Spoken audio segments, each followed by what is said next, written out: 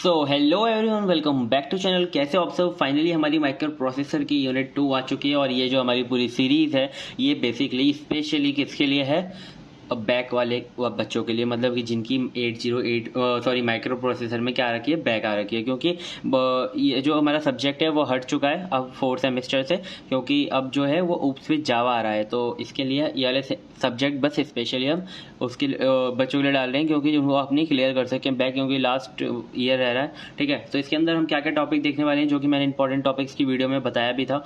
हम 8085 के फीचर्स देखेंगे, उसका पिन डायग्राम देखेंगे, आर्किटेक्चर देखेंगे, एड्रेसिंग मोड्स देखेंगे और फ्लैग रजिस्टर को देखेंगे उसके। ठीक है, और फिर हम इंटरप्ट्स भी देखेंगे, क्योंकि इंटरप्ट्स पे बहुत ज़्यादा क्वेश्चंस बन जाते हैं कि 10 मार्क्स के क्वेश्चन स्पेशली इंटरप्ट्स पे भी आ सकते हैं। हार्डवेयर और सॉफ्टवेयर इंटरप्ट क्या होते हैं, maskable, non maskable, vectored and non vectored. ठीक है, इतना अच्छे से समझाऊंगा, इतना अच्छे से कि मतलब आपको अच्छे से समझ में आ जाए, और आपको पहले अगर आपका क्लियर नहीं हुआ तो इस बार तो आराम से आपकी क्लियर हो जाए बैक। ठीक है, तो देखो यहाँ पे हमारे जो 8085 माइक्रो प्रोसेसर है उसका हम इंट्रोडक्शन देखें तो देखो माइक्रो प्रोसेसर जो थे पहले से हम यूज़ करते थे 8080। ठीक है, जो वो प्रोसेसर था वो प्रैक्टिकली मतलब यूजफुल नहीं था। फिर जो प्रैक्टिकली पहला जो माइक्रो प्रोसेसर था वो था हमारा 8085, जो कि रियल वर्ल्ड में यूजफुल हो सका। ठीक है, जो कि ऑपरेशन परफॉर्म कर सका। सो 8085 का अगर हम इंट्रोडक्शन देखें तो इट इज़ एन 8-बिट microprocessor produced by Intel and introduced in 1976 में आया था सबसे पहले,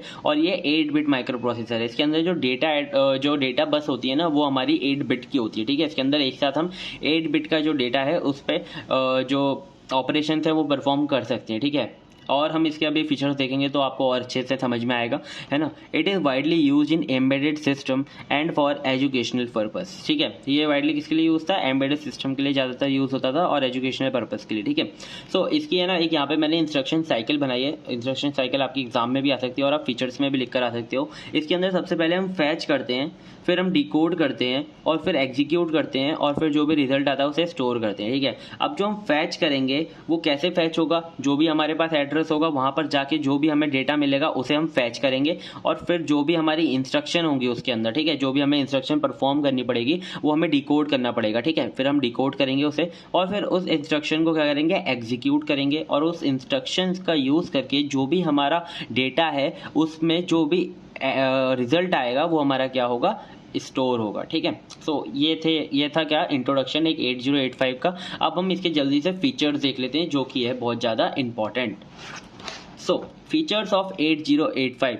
देखो अगर आपसे 8085 डायरेक्टली पूछ ले तब भी आप फीचर्स को लिख कर ही आना, है ना। और कोई भी चीज़ पूछता है ना 8085 के रिलेटेड तो उसके लिए ना आप उसमें ना मतलब 4 या 5 लाइन फीचर्स की आप ऐड कर सकते हो, जिससे क्या होगा कि आपका एक अच्छा इंप्रेशन पड़ेगा कि हाँ आपको 8085 की नॉलेज है अच्छी खासी। ठीक है, सो 8085 हमारा मैंने आपको पहले बता दिया 8-बिट प्रोसेसर है। इसका मतलब क्या होता है, it can process 8 bits of data in a single operation. एक ही ऑपरेशन में 8 बिट का जो डेटा होगा उसे ये मतलब उस पर ऑपरेशन परफॉर्म कर सकता है। ठीक है, 16 बिट की इसकी जो है एड्रेस बस होती है। ठीक है, इसके अंदर जो एड्रेस बस होती है वो किसकी होती है, 16 बिट की, यानी कि ये 2 की पावर 16 एड्रेस को स्टोर करता है। उतने एड्रेस इसमें स्टोर हो सकते हैं। ठीक है, सो 2 की पावर 16 कितना हो गया, 65,536 बाइट्स। ठीक है, आया समझ में, इतने बाइट्स की इसकी मेमोरी होती है। ठीक है, अब देखो 8 बिट की जो होती है इसके अंदर डेटा बस भी होती है। ठीक है, इसके अंदर क्या होती है, 8 बिट की डेटा बस होती है, जो भी मैंने आपको पहले बता दिया, यानी कि जो 8 बिट का डेटा है वो एक टाइम पर ट्रांसफ़र हो सकता है। क्लॉक स्पीड, इसकी जो क्लॉक स्पीड होती है वो होती है 3 मेगाहर्ट्ज़ की। ठीक है, और इसके जो रजिस्टर्स होते हैं वो बहुत सारे रजिस्टर हैं। देखो इसके अंदर मतलब इसके अंदर ना बेसिकली अगर आपको सारे रजिस्टर याद हो गए ना तो मतलब आपके 8085 आराम से हो जाएगा, क्योंकि पिन डायग्राम में भी वो यूज़ होंगे, वही आर्किटेक्चर में यूज़ होंगे। और रजिस्टर का आपको पता होगा कि स्मॉलेस्ट यूनिट होती है, जिसके अंदर आपकी आपके जब भी आप ऑपरेशन कर रहे हो तो जिस ऑपरेंड्स पे आप ऑपरेशन कर रहे हो किसके अंदर स्टोर होते हैं, हमारे रजिस्टर के अंदर स्टोर होते हैं।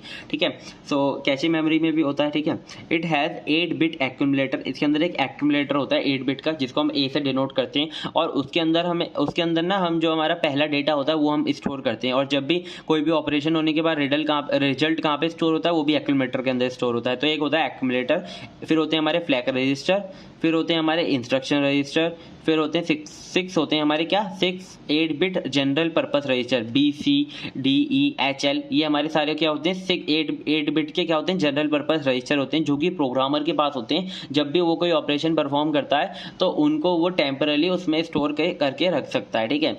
और 216 बिट रजिस्टर होते हैं स्टैक पॉइंटर और प्रोग्राम काउंटर, ठीक है, ये भी इंपॉर्टेंट है।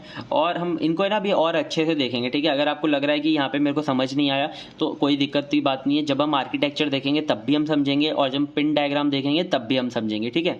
फिर होती है इसके अंदर पावर सप्लाई, ठीक है। पावर सप्लाई इसके अंदर कितने की होती है, पॉजिटिव 5 वोल्ट्स की होती है, ठीक है। और फिर होते हैं इंटरप्ट्स। अब देखो इंटरप्ट्स इसके अंदर बेसिकली 5 इंटरप्ट सिग्नल होते हैं। ट्रैप जो कि हमारा नॉन मार्क्सेबल होता है, या नॉन मार्क्सेबल मतलब कि अगर ट्रैप सिग्नल आ जाता है तो आपको क्या है सब कुछ काम वाम छोड़ के इसे पहले एग्जीक्यूट करना पड़ेगा, ठीक है।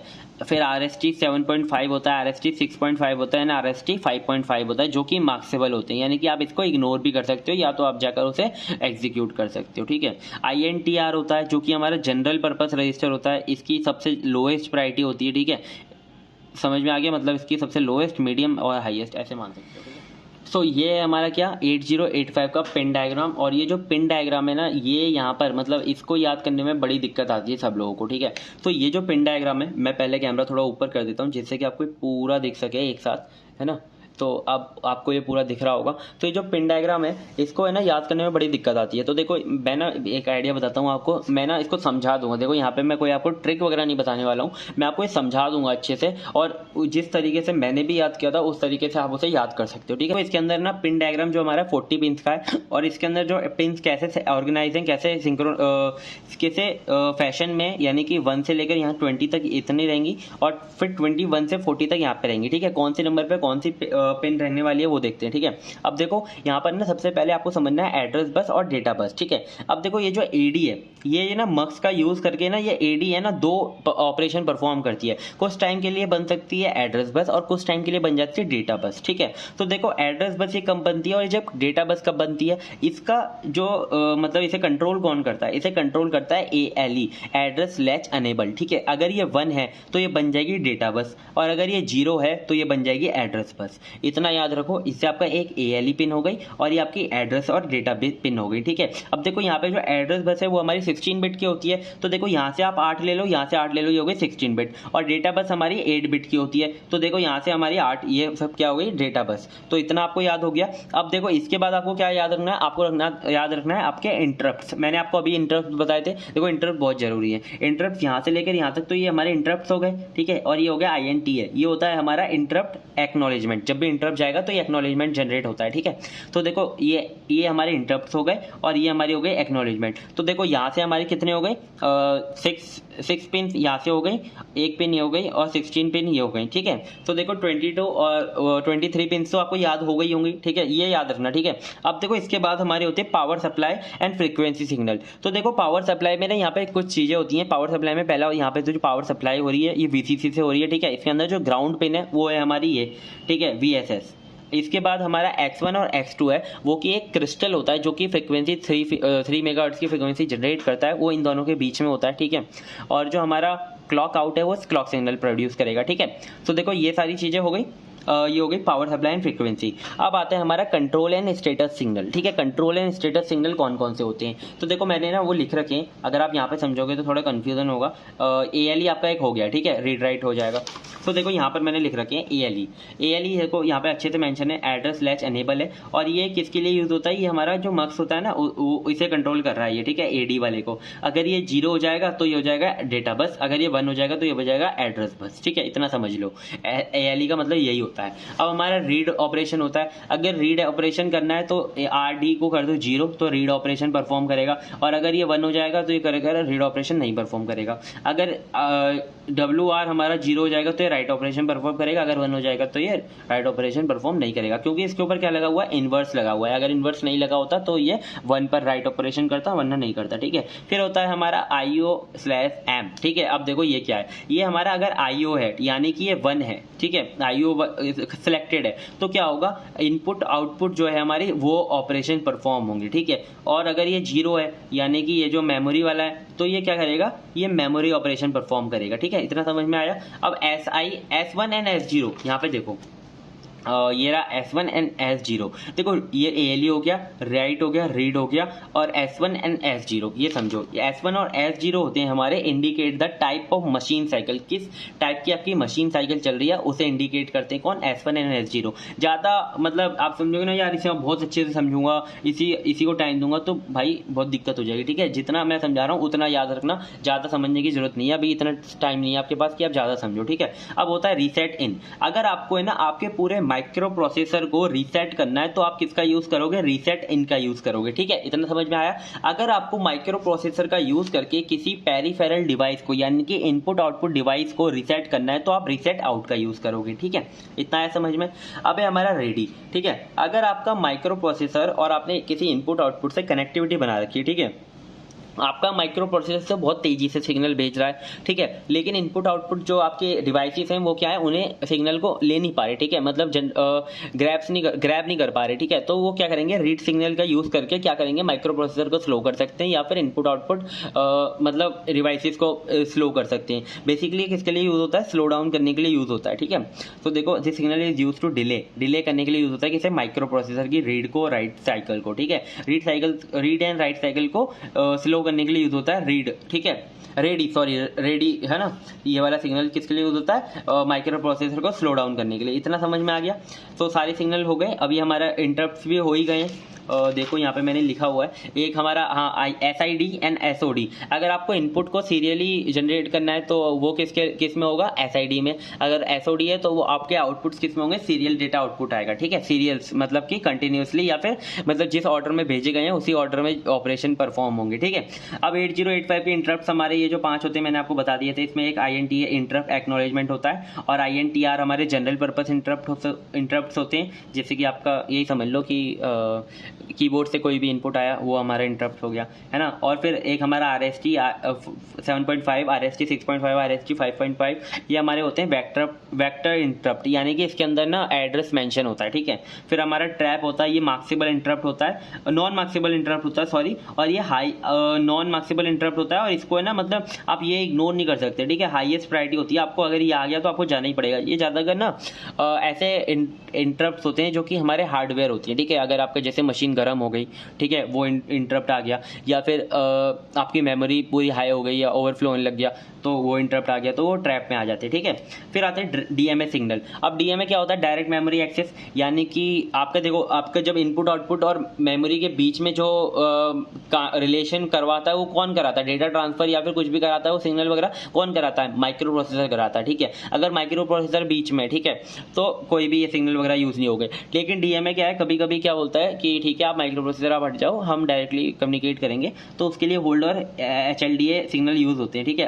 अगर DMA को माइक्रो प्रोसेसर को होल्ड पे डालना है तो वो होल्ड सिग्नल का यूज करेगा, और अगर है ना बताना है माइक्रो प्रोसेसर का हाँ भैया मैं होल्ड पे जा रहा हूँ तो वो एक्नॉलेजमेंट का यूज करेगा, ठीक है। इतना समझ में आया। ये आपके पूरा पिन डायग्राम आपको अच्छे से याद हो जाना चाहिए। अब इसके अंदर देखो मैं आपको एक और बार बताता हूँ। देखो सबसे पहले ये जो एड्रेस बस डेटा बस ये हो गई, ठीक है। आपके जो पावर सप्लाई और फ्रीक्वेंसी सिग्नल थे VSS, VCC, X1, X2 and clock signal, ठीक है। इतना समझ में आया, ठीक है। अब उसके बाद हमारे इंटरप्ट्स, ये हमारे सारे इंटरप्ट्स की सिग्नल हो गए। उसके बाद हमारे क्या कंट्रोल एंड स्टेटस सिग्नल, यहाँ से लेकर देखो इनपुट आउटपुट एंड मेमोरी से लेकर आपके SO तक ये हमारे क्या हो गए, ये हमारे कंट्रोल एंड स्टेटस सिग्नल हो गए। रीसेट इन, रीसेट आउट, रेडी, है ना, ये सारे क्या हो गए हमारे, ये तो हमारे अलग अलग सिग्नल हो गए, ठीक है। SOD एंड SID हमारे सीरियल कम्युनिकेशन के लिए, और होल्ड एंड HLDA हमारा क्या, DMA सिग्नल, ठीक है। आई होप मैंने आपको ये अच्छे से बता दिया है और आपको समझ में आ गया है, ठीक है। पिन डायग्राम 2-3 बार बना के देखना और 3-4 बार बिना देखे बनाना, जिससे कि आपको समझ में आए, ठीक है। मतलब ये ब्लॉक्स बना के रख लो और आराम से फिल करना सीखो, ठीक है। अगर आपने फिल कर लिया, ठीक है, फिर आप इनके बारे में तो आराम से लिख ही दोगे। मैंने इसके लिए इस पर ज़्यादा टाइम दिया क्योंकि ज़्यादा इंपॉर्टेंट है। इसके बाद हम देखते हैं क्या, internal architecture of 8085 micro processor, ठीक है। आर्किटेक्चर आपको ऐसे बताऊंगा कि आपको अच्छा से समझ में आ जाएगा, और अगर वो पिन डायग्राम के आपको सिग्नल्स याद हैं सारे, ठीक है, तो आपको ये आर्किटेक्चर बहुत ज़्यादा ईजी हो जाने वाला है, ठीक है। जिस हिसाब से मैंने आपको वहाँ पे पिन डायग्राम बताया है ना, तो आपने उसी हिसाब से अगर सिग्नल्स को याद किया है तो आपकी ये जो आर्किटेक्चर है आपको बहुत इजी हो जाएगा आपको ये सारे ब्लॉक्स बनाने में, ठीक है। तो आर्किटेक्चर हम कैसे समझेंगे, आर्किटेक्चर को हम समझेंगे जैसे माइक्रो प्रोसेसर की जैसे वर्किंग होती है, वो कैसे काम करता है वैसे समझेंगे, ठीक है। तो देखो यहाँ पर सबसे पहले हमारा कौन से मतलब यूज़ होता है रजिस्टर। यहाँ पे देखो ना, ये सारे ना रजिस्टर्स हैं, ठीक है, ये भी रजिस्टर है, ठीक है, ये भी रजिस्टर है, ये भी रजिस्टर है, ये भी रजिस्टर है, ये सारी चीज़ें क्या हैं, ये सारी चीज़ें हैं रजिस्टर, ठीक है, इनका सबसे ज़्यादा यूज़ हुआ है इसके अंदर, ठीक है। तो सबसे पहले हम आप देख लो यहाँ पर कि देखो मैंने आपको जो इंटरप्ट सिग्नल बताए थे वो तो सारे यहाँ पर आ जाएंगे, ठीक है। मैंने जो आपको सीरियल इनपुट आउटपुट बताए थे वो सारे यहाँ पर आ जाएंगे। जो मैंने आपको कंट्रोल एंड स्टेटस बिट बताई थी वो यहाँ पर आ गई, ठीक है। डीएमए यहाँ पर आ गए, रीसेट वाली यहाँ पर आ गई, ठीक है। इतना समझ में आ गया ना, ये तो देख लो, ये तो इजी इजी, यहाँ पर आपने पूरी की पूरी बिट यहाँ पे छाप दी, यहाँ पे छाप दी, ठीक है, सिग्नल यहाँ पे छाप दिए और टाइमिंग एंड कंट्रोल वाले यहाँ पे कर दिए, तो आपको इजी हो गया। अगर आपने पिन डायग्राम अच्छे से याद किया तो आपका आर्किटेक्चर तो आराम से बन ही गया। तो देखो यहाँ पे आपको ये याद रखना है, यहाँ पर हमारी 8 बिट की इंटरनल डेटा बस होती है, ठीक है। अब देखो सबसे पहले स्टार्ट कहाँ से होता है, ये होता है हमारा प्रोग्राम काउंटर से। प्रोग्राम काउंटर क्या करता है, जो भी हमारी जो इंस्ट्रक्शन है, जो भी हमारा जो प्रोग्राम है, जो भी एग्जीक्यूट होने वाला है, उसका जो भी एड्रेस है वो कौन होल्ड करेगा, प्रोग्राम काउंटर होल्ड करेगा, ठीक है। तो प्रोग्राम काउंटर पे आ गए, 16 बिट का होता है ये। इससे डायरेक्ट हम कहाँ पे जाएंगे, मेमोरी पर जाएंगे, ठीक है, वहां पर हमें एड्रेस मिलेगा, ठीक है। अब जो हमारा एड्रेस है वो दो पार्ट्स में डिवाइड हो जाएगा, एक हो जाएगा एड्रेस बफर में, एक हो जाएगा डेटा एड्रेस बफर में, ठीक है। एड्रेस बफर तो वही हमने जो अभी पिन डायग्राम में देखा था, A8 से लेकर A15 होती है, और जो हमारी डेटा एड्रेस होती है वो होती है हमारी AD0 से लेकर AD7 तक, ठीक है। अब जो हमारा ये ना डेटा एड्रेस बफर, ये मेमोरी में जो इंस्ट्रक्शन पड़ी होगी, जो प्रोग्राम की जो इंस्ट्रक्शन पड़ी होगी वो लाएगा, ठीक है। अब हमारे पास इंस्ट्रक्शन आ गई, तो देखो इंस्ट्रक्शन के अंदर ना हमारी कुछ चीजें आई होंगी, ठीक है। तो देखो वो चीजें कहाँ जाएंगी, वो चीजें जाएंगी यहाँ पर, ठीक है, यहाँ पे जाएंगी, सॉरी इंस्ट्रक्शन कहाँ पे जाएगी, इंस्ट्रक्शन रजिस्टर के अंदर, ठीक है। अब देखो यहाँ से हमारी इंस्ट्रक्शन आई, अब इंस्ट्रक्शन कहाँ पर जाएंगी, जो भी चीजें आई होंगी इंस्ट्रक्शन रजिस्टर के अंदर, ठीक है। इंस्ट्रक्शन रजिस्टर उसे कहाँ भेज देगा, इंस्ट्रक्शन डिकोडर के अंदर, ठीक है। ये चीजें देखो बहुत सिंपल है। सबसे पहले हमारा प्रोग्राम कहाँ पे था, प्रोग्राम काउंटर के अंदर उसका एड्रेस था, ठीक है। वो एड्रेस यहाँ दो चीजों में डिवाइड हुआ, जो भी डेटा जाना था वो गया मेमोरी के अंदर, और मेमोरी से क्या आया, इंस्ट्रक्शन आई, ठीक है। अब इंस्ट्रक्शन कहाँ जाएंगी, इंस्ट्रक्शन रजिस्टर के अंदर जाएंगी। इंस्ट्रक्शन रजिस्टर देखो उसे पता नहीं है क्या है वो, ठीक है, क्योंकि उसे अभी डिकोड नहीं हुआ है, वो बाइनरी की फॉर्म में, तो डिकोड होगा, ठीक है। यहाँ पर डिकोड होगा इंस्ट्रक्शन डिकोडर के अंदर। अब जो टाइमिंग एंड कंट्रोल सिग्नल क्या करता है, इन सबको बताता है कि करना क्या क्या है, ठीक है। जैसे कि इसके अंदर कोई ALU का ऑपरेशन परफॉर्म करने के लिए आया, ठीक है। देखो इन सारी चीजों को मैं आपको बार बार नहीं समझाऊंगा, इसके अंदर आपको डायरेक्ट क्लॉक आउटपुट डालना है। यहाँ पर आपको क्या डालना है, कंट्रोल जितनी भी बिट थी, रेडी, रीड, राइट, ALE, ठीक है। स्टेटस बेस यहाँ पे डालनी है, SOS1 इनपुट आउटपुट मोड, ठीक है। यहाँ पर आपको होल्ड, DMA डालना है, DMA सिग्नल्स डालने हैं सारे, ठीक है। तो इसके अंदर ये सारे डालने हैं। ये क्या है, ये ब्रेन है, ये आपके आर्किटेक्चर का या फिर माइक्रो प्रोसेसर का क्या है, ब्रेन है। ये बताएगा सबको कि करना क्या क्या है, ठीक है।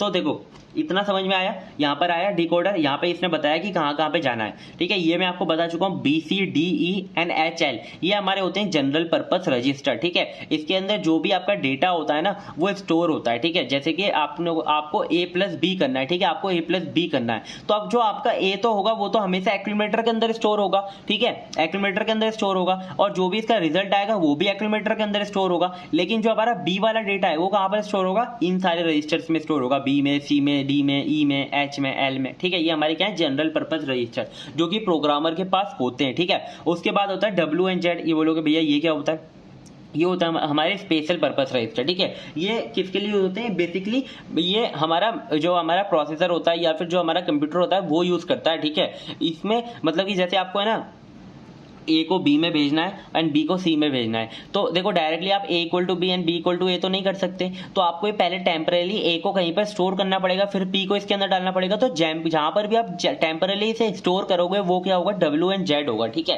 ये होते हैं हमारे स्पेशल पर्पस। अब देखो प्रोग्राम काउंटर यहाँ पे जाएगा डिकोडर में, इसके साथ साथ क्या होगा, आपका जो प्रोग्राम काउंटर है ना वो अपनी वैल्यू को इंक्रीमेंट कर देगा, ठीक है। यहाँ पे इंक्रीमेंट डिक्रीमेंट परफॉर्म करने के लिए अलग से है, ठीक है। तो ये क्या करेगा, इंक्रीमेंट कर देगा, ठीक है। ये ऑब्जेक्ट इसे क्या कर देगा, इंक्रीमेंट कर देगा। और स्टैक पॉइंटर किसे पॉइंट करता है, जो भी आपकी मेमोरी में जो सबसे पहला जो एड्रेस होता है ना उसे स्टैक कर रहा होता है, यानी कि आपके जो स्टैक में जो टॉप ऑफ द एलिमेंट होता है उसे स्टैक पॉइंटर पॉइंट कर रहा होता है, ठीक है। ये सारी चीजें आई होप आपको समझ में आ गई होंगी, ठीक है। एड्रेस बफर समझ में आ गया, एड्रेस डेटा बफर समझ में आ गया, ये हमारी डेटा बस हो गई, हमारे इंस्ट्रक्शन रजिस्टर हो गया, ये हमारा इंस्ट्रक्शन डिकोडर हो गया, ये हो गया ब्रेन, जिसके अंदर आपको सारी ऐसे सिग्नल्स लिख देने हैं, ठीक है। इतना समझ में आ गया। अब देखो ALU क्या करेगा, यहाँ पर सारी इसने कंट्रोल दिया एएलयू को, भाई ये देखो ये डेटा जो है इस पे एएलयू ऑपरेशन परफॉर्म होगा, एडिशन हो, सब्ट्रैक्शन हो, डिवीजन हो, मल्टीप्लाई हो या फिर एक्सॉर हो, और हो, ये सारे किस में होते हैं, एएलयू में परफॉर्म होते हैं, अर्थमेटिक लॉजिकल यूनिट होती है, ठीक है। ये इसके अंदर दो हमारे इनपुट होते हैं और एक हमारा आउटपुट होता है, ठीक है। अब देखो यहाँ पर जो एक इनपुट है वो तो फिक्स होगी, एक्यूमुलेटर से ही आएगी, ठीक है। मतलब कि जो हमारा पहला जो भी ऑपरेंड होगा, जैसे कि आपको पता होगा कि ये जो हमारा होता है ये ऑपरेंड होता है, ये हमारा ऑपरेशन होता है, ये हमारा ऑपरेंड होता है और ये रिजल्ट जहाँ पे स्टोर होता है, ठीक है।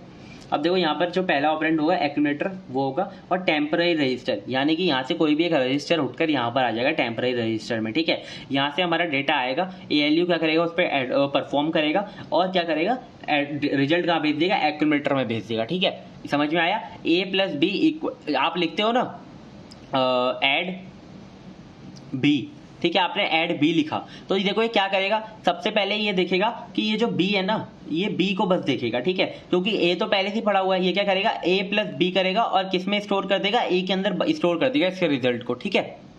तो हमें ए का तो ज़्यादा यूज़ करना ही नहीं है। एड्रेस एक्यूमुलेटर बेसिकली क्या कर रहा है, एक्यूमुलेट कर रहा है सारी की सारी वैल्यूज़ को, यानी कि ए प्लस और बी को जोड़ के क्या कर रहा है, कलेक्ट करके रख रहा है ए के अंदर, तो ये एक्यूमुलेटर इसके लिए बोलते हैं, ठीक है। इसके तो यहाँ पे आया। और अब देखो फ्लैग रजिस्टर को अभी हम और अच्छे से देखने वाले, तो देखो ज़्यादा लोड लेने की जरूरत नहीं है। फ्लैग रजिस्टर क्या करता है, बेसिकली स्टेटस बताता है आपके रिजल्ट का, ठीक है। जैसे कि आपने ना एक परफॉर्म किया ए प्लस बी, तो ए प्लस बी जैसे कि आपका कोई भी डिजिट था या फिर कोई भी आपका जो डेटा था उसके जो रिजल्ट आया है उसके अंदर क्या उसका वो नेगेटिव है, तो इसके अंदर फ्लैग रजिस्टर में जो आपकी साइन बिट होगी वो 1 हो जाएगी अगर नेगेटिव है। अगर वो क्या उसके अंदर कोई भी कैरी जनरेट हुआ है, हाँ कैरी जनरेट हुआ है, तो कैरी बिट आपकी 1 हो जाएगी। क्या उसके अंदर कोई मतलब बहुत सारे होते हैं साइन फ्लैग, अभी हम आगे देखेंगे। एक होता है हमारा ऑक्सिलरी कैरी आपका जो मैंने अभी बताया था आपको साइन बिट, ठीक है। ये सारी बिट किसके लिए होती है, फ्लैग रजिस्टर के लिए होती हैं। तो उससे आप क्या कर सकते हो, आपके जो रिजल्ट है उसका स्टेटस पता कर सकते हो, ठीक है।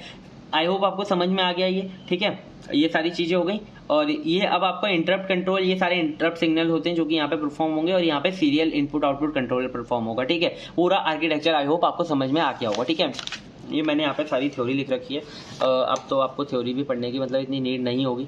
आई होप आपको समझ में आ गया होगा। तो देखो सबसे पहले यहाँ पे जनरल पर्पस रजिस्टर लिखे हैं BCDEHL, ये हमारे 8 बिट के होते हैं, और अगर आप BC and DE and HL को पेयर में यूज़ करोगे तो ये 16 बिट के हो जाएंगे, ठीक है। फिर होते हैं हमारे temporary register, it provide input to the ALU, ठीक है। मतलब कि टेम्पररी रजिस्टर मैंने आपको बताया था ना, ये WNZ होते हैं, ठीक है। स्पेशल पर्पस रजिस्टर यही होते हैं, इसमें एक्यूमुलेटर भी स्पेशल पर्पस रजिस्टर में आता है, फ्लैग रजिस्टर भी आता है एंड इंस्ट्रक्शन रजिस्टर भी आता है। 16 बिट के 2 रजिस्टर होते हैं, program counter and stack pointer, ठीक है। प्रोग्राम काउंटर हमारा जो भी एग्जीक्यूशन होने वाली है इंस्ट्रक्शन नेक्स्ट उसका डेटा को रखता है, उसके एड्रेस को रखता है सॉरी, और स्टैक पॉइंटर मतलब टॉप ऑफ द स्टैक को पॉइंट कर रहा होता है, ठीक है। ALU हमारे अर्थमेटिक लॉजिकल यूनिट होती है, ये सारे परफॉर्म करता है ये, ठीक है। बिटवाइज ऑपरेशन भी परफॉर्म करता है जैसे कि एडिशन सब्ट्रैक्शन, और ये क्या करता है, फिर इसके बाद आता है इंस्ट्रक्शन डिकोडर, जो भी आपकी इंस्ट्रक्शन है ना उसे डिकोड करता है, बेसिकली उसके अंदर है क्या क्या चीजें उसे डिकोड करता है इंस्ट्रक्शन डिकोडर, ठीक है। उसके बाद क्या है, एड्रेस बफर, जो भी हमारा एड्रेस होगा A8 से लेकर A15 तक इसके अंदर सेव होगा, ठीक है। फिर एड्रेस एंड डेटा बफर, जो हमारी D0 से लेकर D7 तक और A0 से लेकर A7 तक जो भी एड्रेस और डेटा होगा वो इसके अंदर सेव होगा, ठीक है। इतना आया समझ में, इतना तो आ ही गया होगा समझ में, ठीक है। इंटरप्ट कंट्रोल, 5 इंटरप्ट होते हैं, मैंने आपको बता चुका हूँ सारे, ठीक है। सीरियल इनपुट कंट्रोल, इसके अंदर SID होता है एंड SOD होता है। SID बेसिकली होता है किसके लिए, आपके लिए सीरियली इनपुट जनरेट करने के लिए, इनपुट डेटा जनरेट करने के लिए, और SOD होता है basically serially output data generate करने के लिए, ठीक है। इतना है समझ में। और कम्युनिकेशन मतलब सीरियली होता है, यानी कि कोई भी उसके अंदर ऑर्डरली चेंज ना हो, ठीक है। टाइमिंग एंड कंट्रोल सर्किटरी, इसे पढ़ लेते हैं अगर आपको समझ में नहीं आया। The control circuitry in 8085 is responsible for the control and synchronization of all operation. मैंने आपको क्या बताया था, जितने भी ऑपरेशन होंगे कौन बताएगा, टाइमिंग एंड कंट्रोल यूनिट बताएगी, ठीक है। तो ये सारी उसी के लिए रिस्पॉन्सिबल होता है। The operations in 8085 are synchronize with the help of clock signal, और जो क्लॉक सिग्नल जनरेट होते हैं उसी की हेल्प से जितने भी 8085 में ऑपरेशन होते हैं वो सिंक्रोनाइज होते हैं, यानी कि पहला कौन सा ऑपरेशन होगा उसके बाद कौन सा ऑपरेशन होगा वो किससे सिंक्रोनाइज होते हैं, वो 8085 के क्लॉक सिग्नल से सिंक्रोनाइज होते हैं, ठीक है।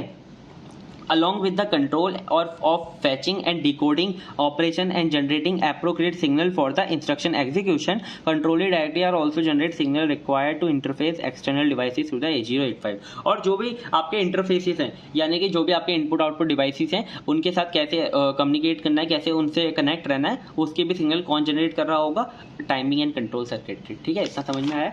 इसके बाद हमारे एड्रेसिंग मोड्स हैं। ठीक है, 8085 के अंदर कुछ एड्रेसिंग मोड्स हैं, 5 एड्रेसिंग मोड्स हैं बेसिकली, उनको आपको अच्छे से समझना है। ठीक है, ये देखो, ये ना इसके ऊपर डायरेक्टली क्वेश्चन आ जाता है, डिफाइन द एड्रेसिंग मोड्स इन 8085। तो पूरा थ्योरी में लिख कर आना है, एक एक एग्जाम्पल बता देना है। ठीक है, हम बेसिकली इस पूरी सीरीज के अंदर थ्योरी ही देखने वाले हैं। ठीक है, the different ways that a microprocessor can access data and refer to as a addressing mode. ठीक है, तो देखो जितने आपके वेज हैं, अलग अलग वेज हैं जिससे कि माइक्रो प्रोसेसर आपके डेटा को एक्सेस करता है। ठीक है, मतलब कि जरूर आप डायरेक्टली माइक्रो प्रोसेसर को डेटा थोड़ी ना दोगे, आप एड्रेस दोगे उसका, तो वो कैसे उसे एक्सेस करेगा। ठीक है, या तो आप डायरेक्ट डेटा दे रहे हो, या तो आप डायरेक्ट एड्रेस दे रहे हो, या तो आप किसी एड्रेस जहाँ पर पड़ा हुआ है उसका एड्रेस दे रहे हो। ठीक है, तो डिफरेंट वेज आप मतलब होते हैं जिससे कि हमारा जो माइक्रो प्रोसेसर है डेटा को एक्सेस करता है, तो उन वेज को क्या बोलते हैं, एड्रेसिंग मोड्स कहते हैं। ठीक है, तो देखो अब पहला होता है इमीडिएट एड्रेसिंग मोड। ठीक है, इमीडिएट एड्रेसिंग मोड बेसिकली ये होता है, देखो आप ये समझो, एड्रेसिंग मोड के अंदर ना आपकी जो भी इंस्ट्रक्शन होती है उसके अंदर दो चीजें होती हैं, एक होता है ऑपकोड और एक होता है आपका ऑपरेंड। ठीक है, ऑपकोड के अंदर ये डिफाइन होता है कि आपको क्या परफॉर्म करना है। ठीक है, और इसके अंदर ये परफॉर्म होता है किसके अंदर परफॉर्म करना है। ठीक है, इतना समझ में आ गया। अब देखो पहला इमीडिएट एड्रेसिंग में क्या होता है, आपका जो ऑपरेंड होता है वहां पर आपका डायरेक्टली डेटा मेंशन होता है। ठीक है, ना ही कोई एड्रेस मेंशन होगा, ना ही कोई चीज मेंशन होगी, डायरेक्टली आपका क्या मेंशन होगा, आपका डेटा मेंशन होगा। ठीक है, डायरेक्टली यहाँ पे समझो, इन immediate addressing mode the operand is specified with in the instruction itself. जो आपका इंस्ट्रक्शन है उसके अंदर ही ऑपरेंड होता है। 1 और 2 bytes within the instruction are use specifying the data itself. इसके अंदर 1 या 2 बाइट किसके लिए यूज हो जाती है, डेटा को स्टोर करने के लिए। ठीक है, जो भी आपका डेटा है वो डायरेक्टली यहाँ पे स्पेसिफाई होता है। ठीक है, और यहाँ पे ये समझ लो, इसका एग्जांपल देख लो। ठीक है, यहाँ पे मूव करना है, ये जो आपका डेटा है इसे डायरेक्टली किस में मूव कर दो, ए के अंदर मूव कर दो, डायरेक्टली ये बोला है। ठीक है, ये हमारी इमीडिएट एड्रेसिंग हो गई। फिर आता है रजिस्टर एड्रेसिंग। इसके अंदर बेसिकली यहाँ पे जो ऑपरेंड्स होते हैं वहाँ पे क्या मेंशन होते हैं, रजिस्टर मेंशन होते हैं। ठीक है, the register addressing mode specify the source operand, destination operand और both to be contained in the 8085 register. ठीक है, तो बेसिकली इसके अंदर दो चीजें मेंशन होती हैं, आपका सोर्स ऑपरेंड यानी कि कहाँ पर स्टार्ट होगी चीजें, और डेस्टिनेशन ऑपरेंड कहाँ पर खत्म होंगी। ठीक है ना, इतना समझ में आ गया। This result is faster execution since it not necessary to access memory location for operand. ठीक है, ये ज्यादा फास्टर होता है क्योंकि इसके अंदर ना कोई भी मतलब जाके आपको मेमोरी का एक्सेस नहीं करना है, आप डायरेक्टली रजिस्टर से ही डेटा ले सकते हो। ठीक है, तो देखो यहाँ पे एक एग्जांपल समझो, यहाँ पे मूव लिखा हुआ है ए एंड बी, तो इसमें क्या लिखा हुआ है, मतलब कि ए रजिस्टर है और बी रजिस्टर है। ठीक है, बी के डेटा को क्या कर दो, ए में मूव कर दो, बस ये लिखा हुआ है। ठीक है, इसका एग्जांपल हो गया। फिर हमारा direct addressing mode. Direct addressing mode में आपको डायरेक्टली क्या होगा कि डेटा का एड्रेस गिवन होगा, वहां पे जाओ, डेटा कर लो और परफॉर्म कर दो एड्रेस। ठीक है, तो देखो the direct addressing mode specify the 16 bit address of the operand with in the instruction itself. ठीक है, इसके अंदर डायरेक्टली एड्रेस डिफाइन होता है 16 बिट का। The second of the end third bit of a instruction contain the 16 bit address. ठीक है, ये 16 बिट एड्रेस कंटेन करके रखेगी कि मतलब इसमें क्या लिखा हुआ है, लोड करो इसको। ठीक है, इसके अंदर जो भी पड़ा हुआ है ये हमारा क्या है, एड्रेस पड़ा हुआ है। ठीक है, इस एड्रेस मेमोरी के अंदर कोई भी ऐसा 2000 का एड्रेस होगा, वहां पे जाएगा ये और क्या करेगा, उसके अंदर जो भी एड्रेस पे डेटा पड़ा होगा उसे, इस एड्रेस पे जो भी डेटा होगा उसे जाकर मतलब लोड करेगा। ठीक है, इतना समझ में आ गया। अब देखते हैं नेक्स्ट हमारा क्या है, indirect addressing mode. Indirect addressing mode में क्या होता है कि जो भी आपका डेटा, जो भी आपका एड्रेस है ना, जैसे कि आपका ये एड्रेस है जिस पर आपका डेटा है। ठीक है, अब उस एड्रेस का भी एड्रेस पड़ा होगा यहाँ पर। ठीक है, उस एड्रेस पे पहले जाओ, उस एड्रेस पे आपको क्या मिलेगा, वो एड्रेस मिलेगा जहां पर डेटा है। ठीक है, तो उसे कहते हैं इनडायरेक्ट एड्रेसिंग मोड। ठीक है, in indirect addressing mode the memory address where the operand located is specified by the content of the register pair. ठीक है, यहाँ पे रजिस्टर पेयर मेंशन होते हैं, उस रजिस्टर पेयर में क्या मेंशन होता है कि आपका एड्रेस कहाँ पर है। ठीक है, उस एड्रेस पे जाओ, फिर उस एड्रेस से आपको डेटा मिलेगा। ठीक है, तो यहाँ पे बी सी होता है। ठीक है, बी के साथ होता है सी। ठीक है, तो वहां पर मेंशन होता है बी सी होगा यहाँ पे। ठीक है, इतना समझ में आ गया। बी मेंशन है यानी कि सी भी आ जाएगा अपने आप, ठीक है, यानी कि 2 पेयर में मेंशन होते हैं, ठीक है। यहाँ पे लिखा है ना रजिस्टर पेयर, यानी कि बी लिखा हुआ है तो बी सी अपने आप मान लो, ठीक है। डी लिखा हुआ है तो डी ई अपने आप मान लो, ठीक है। इतना समझ में आ गया इनडायरेक्ट एड्रेसिंग मोड में। फिर आता है इम्प्लाइड और इम्प्लिसिट एड्रेसिंग मोड। इसके अंदर ना कोई भी मतलब आपको एड्रेस डेटा कोई मेंशन नहीं होता, आपको अपने आप ही स्पेसिफाई करना है कि आपको यहाँ पे ना डायरेक्टली मेंशन होगा इंस्ट्रक्शन के अंदर ही, ठीक है। In implied addressing mode opcode specify the address of the operand. जो आपको ऑप कोड होगा, मैंने यहाँ पर बताया था ना आपके पास 2 चीजें होती हैं, ऑप कोड और ऑपरेंड। तो यहाँ पर ये लिखा हुआ है कि डायरेक्टली जो आपका एड्रेस है ऑपरेंड का वो ऑप कोड के अंदर ही मेंशन होगा, ठीक है। कोई भी ऑपरेंड नहीं होगा, डायरेक्टली आपका जो ऑप कोड है उसी के अंदर मेंशन होगा, ठीक है, एड्रेस। सो इंपॉर्टेंस क्या है इसके अंदर, नो ऑपरेंड्स इज स्पेसिफाइड। इसके अंदर कोई भी ऑपरेंड स्पेसिफाई नहीं होगा, जैसे कि यहाँ पे लिखा हुआ है CMA, यानी कि क्या करो, जो भी एक्यूमुलेटर है, जो भी आपका एक्यूमुलेटर है उसके अंदर जो भी डेटा बढ़ा है उसे क्या कर दो, कॉम्प्लीमेंट कर दो, ठीक है। ये डिफाइन हो रहा है, ठीक है। तो इसका एग्जांपल आई होप आपको समझ में आ गया। इतनी चीजें आपको समझ में आ गई। अब देखते हैं क्या फ्लैग रजिस्टर।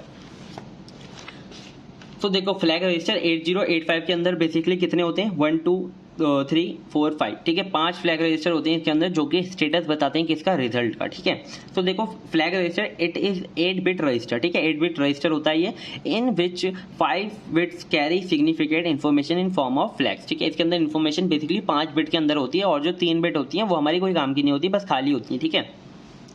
तो देखो इसके अंदर ना क्या है, पहले इसके टाइप्स देखते हैं। सबसे पहले हमारा ये देखो, पहले D0 से लेकर आपको D7 तक ऐसे बनाना है और यहाँ पे ब्लॉक बना के ना सारी चीजें मेंशन करनी है। सबसे पहले आपका साइन होता है, फिर 0 होता है, ऑक्सिलरी कैरी होता है, पैरिटी होता है एंड कैरी होता है, ठीक है। इतना समझ में आ गया, ये आपको लिख देने। अब देखो इन चीजों को एक एक करके समझते हैं। साइन का मतलब क्या है, अगर आपका ये जो साइन बिट है D7 जो आपकी बिट है, अगर ये 1 हो जाती है तो जो भी आपका रिजल्ट आया वो क्या है, नेगेटिव है, ठीक है। अगर वो 0 हो जाती है तो क्या है, वो पॉजिटिव है। इतना समझ में आ गया, यही सब है साइन फ्लैग के बारे में, ठीक है।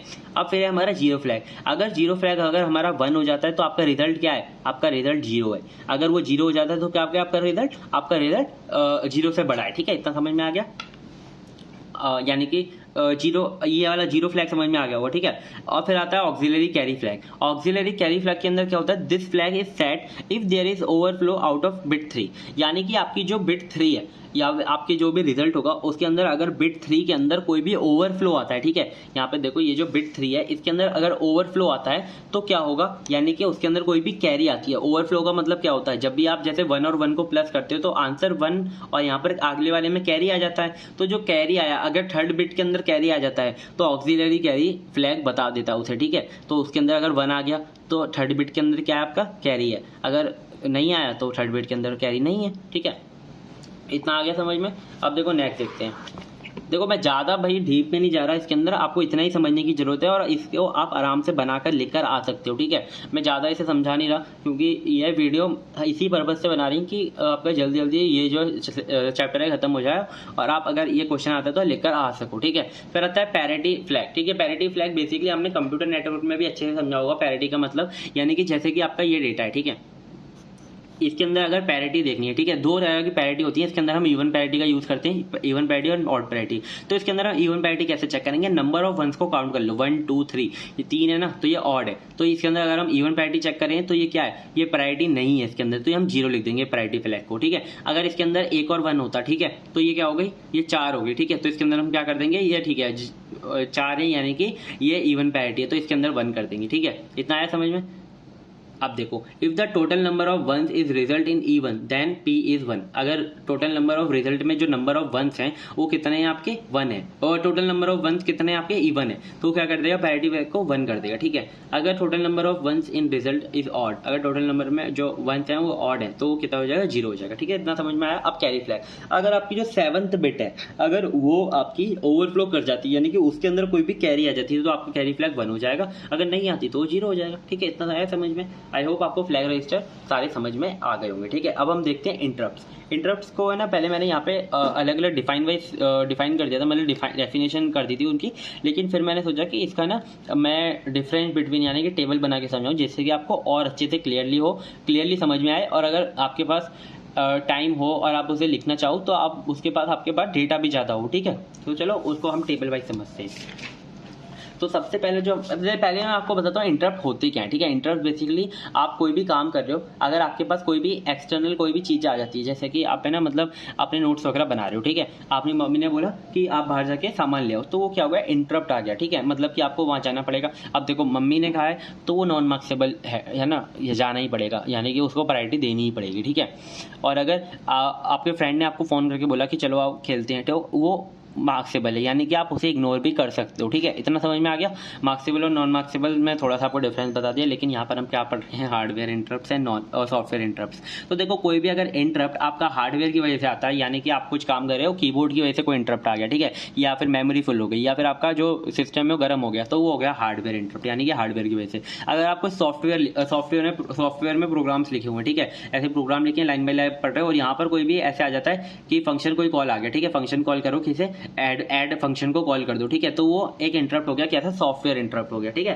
सॉफ्टवेयर हार्डवेयर इंटरप्ट यही होता है, ठीक है। अब डेफिनेशन समझो, interrupt triggered by external hardware. अगर कोई भी एक्सटर्नल हार्डवेयर की वजह से आपका इंटरप्ट आता है तो वो क्या होता है, हार्डवेयर इंटरप्ट होता है। अगर कोई भी सॉफ्टवेयर की वजह से आता है तो क्या होता है, हमारा सॉफ्टवेयर इंटरप्ट होता है। अगर जैसे कि इसका सोर्स क्या क्या हो सकता है, कीबोर्ड की वजह से आया, प्रिंटर की वजह से आया, इसका सोर्स क्या हो सकता है, इंस्ट्रक्शन इन प्रोग्राम, कोई भी इंस्ट्रक्शन हो सकती है प्रोग्राम के अंदर, ठीक है। इसका example input output device interrupts, power failure interrupt, कोई पावर फेलियर हो गया, इसके अंदर सिस्टम कॉल, आपने सिस्टम मतलब कोई भी सिस्टम कॉल आ गई, वहाँ जाना पड़ गया, ठीक है। डिवीजन बाय जीरो, अगर डिवीजन बाय जीरो कंडीशन आ गई आपके प्रोग्राम में, है ना, वो क्या है, सॉफ्टवेयर इंटरप्ट है। ये थोड़ा लेस फ्लेक्सिबल होता है, ये मोर फ्लेक्सिबल होता है, ये फास्ट होता है, ये स्लोअर होता है, ठीक है।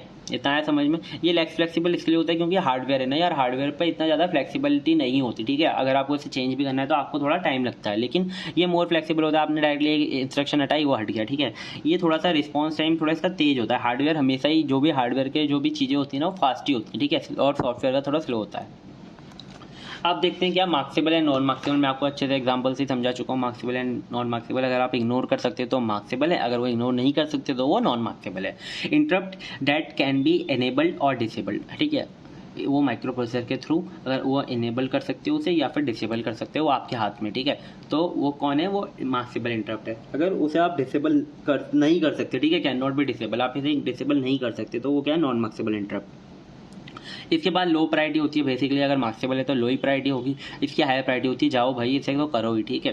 Controlled by interrupt mask register, इसे कौन कंट्रोल करता है, इंटरप्ट मास्क रजिस्टर, IMR भी बोल सकते हो। इसे कौन कंट्रोल करता है, मार्क्सेबल इंटरप्ट को ये कंट्रोल करता है, लेकिन इसको कोई भी कंट्रोल नहीं करता, ठीक है। ये फ्लेक्सिबल होता है, ये नॉट फ्लेक्सिबल होता है, ठीक है। ऐसे आप मतलब इग्नोर भी कर सकते हो, इग्नोर नहीं भी कर सकते हो, तो ये फ्लेक्सिबल है, लेकिन आपको इसको जाकर करना ही पड़ेगा, तो ये क्या है, ये नॉट फ्लेक्सिबल है। Use for non critical conditions और events, use for critical events, ठीक है, ये क्रिटिकल इवेंट्स के लिए यूज़ होता है। इतना आया समझ में। अब देखते हैं क्या vector and non vector interrupt. अगर आपका कोई भी इंस्ट्रक्शन के अंदर आपका कोई भी एड्रेस मेंशन है कि वहीं पर जाकर आपको एड्रेस या फिर मतलब ऑपरेशन परफॉर्म करना है, तो वो होता है हमारा वेक्टर इंटरप्ट। अगर उसके अंदर कोई भी एड्रेस नहीं मेंशन है तो वो होता है हमारा क्या, नॉन वेक्टर इंटरप्ट, ठीक है। इतना आया समझ में। डेफिनेशन देखो तो interrupt that have a pre defined address, ठीक है, उसके बाद क्या है, प्री डिफाइंड एड्रेस है, तो क्या है हमारा वेक्टर इंटरप्ट। अगर उसके अंदर प्री डिफाइंड एड्रेस नहीं है तो वो क्या है हमारा नॉन वेक्टर इंटरप्ट, ठीक है, नया समझ में।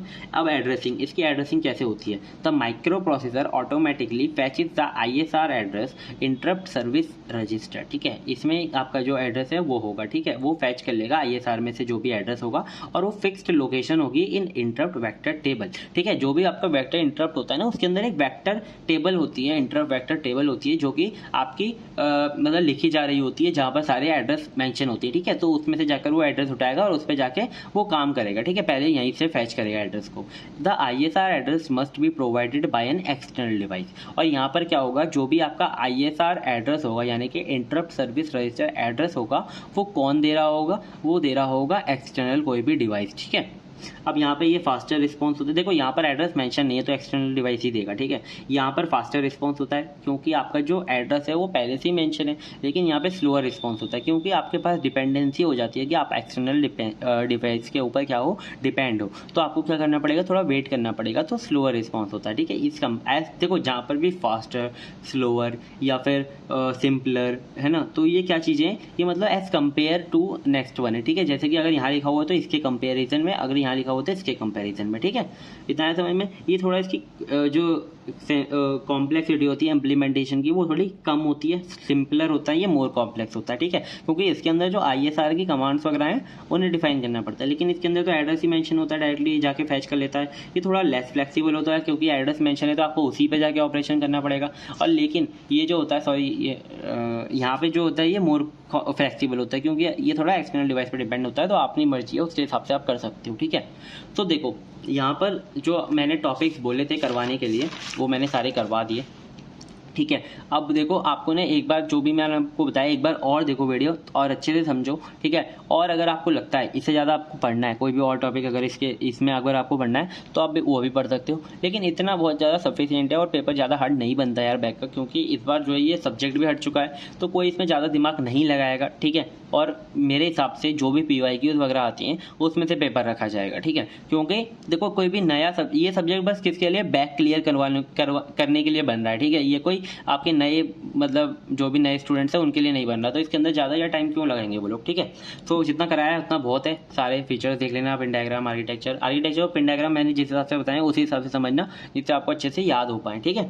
सो आई होप आपको पूरी यूनिट समझ में आई होगी। अगर आपको एक्सप्लेनेशन अच्छा लगा है तो प्लीज़ यार जाओ कमेंट करो, अच्छा था, प्लीज़, प्यारा था, जिससे कि मुझे मोटिवेशन मिलता है और मैं और वीडियोस आपके लिए बनाता हूँ, ठीक है। देखो ये वीडियो हम स्पेशली बैक निकालने के लिए बना रहे हैं क्योंकि आगे जाके तो इतना ज़्यादा काम नहीं आने वाला इसका। तो आप जाओ प्लीज़ यार लाइक वाइक करो वीडियो को और कमेंट करो, और आप प्लीज़ चैनल को सब्सक्राइब कर लेना क्योंकि यार सब्सक्राइबर बहुत ज़्यादा इंपॉर्टेंट है, जल्दी जल्दी 10 के कराओ इस चैनल पे, ठीक है। और अगर आपको लगता है कि हम और कोई सब्जेक्ट कराएं तो वो आप कमेंट कर देना जो हम नहीं करा रहे, ठीक है। जो हम करा रहे हैं वो तो हम कराएंगे ही पूरे। So thank you so much, मिलते हैं किसी नेक्स्ट वीडियो में। अगर आपको नोट्स परचेज करने हैं तो आप टेलीग्राम पे जाके परचेज कर सकते हो,